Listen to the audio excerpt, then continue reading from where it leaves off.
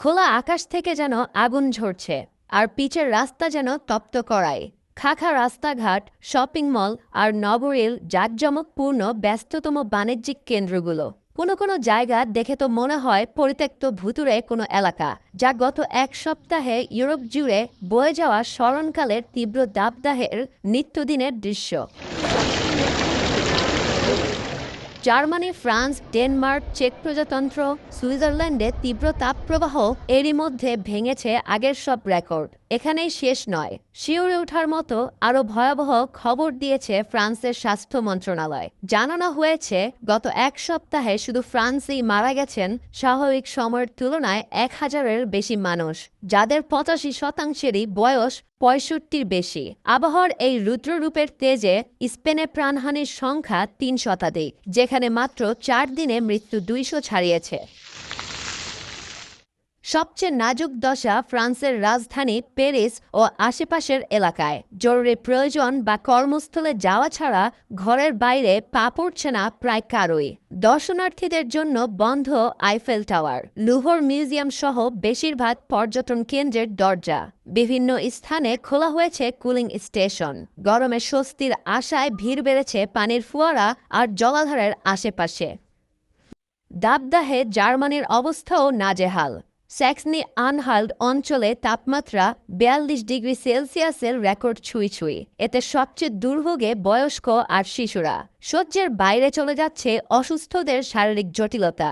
অনেক পরিবারের পুরো দিনই কাটছে ফ্যান, এসি কিংবা পানির ফোয়ারার পাশে। জার্মানির বিভিন্ন রাস্তায় দেখা দিয়েছে ফাটল, এমনকি ট্রেন চলাচলও বন্ধ।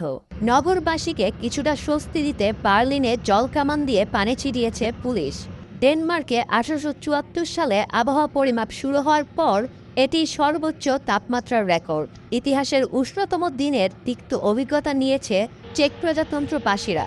এছাড়া ইতালির রোমের রাস্তায় বিশেষ ব্যবস্থায় পানি স্প্রে করা হচ্ছে। সর্বোচ্চ তাপমাত্রার রেকর্ড গড়ার এই অদৃশ্য প্রতিযোগিতায় সামিল হয়েছে ইউরোপের অন্যান্য দেশও। এল নিনোর প্রভাবে এই দাবদাহে শুকাতে শুরু করেছে ইউরোপের বিভিন্ন নদ নদী। ইতালির পো নদী শুকিয়ে কমেছে পানির প্রবাহ। নদীতে ঢুকছে সমুদ্রের লবণাক্ত পানি।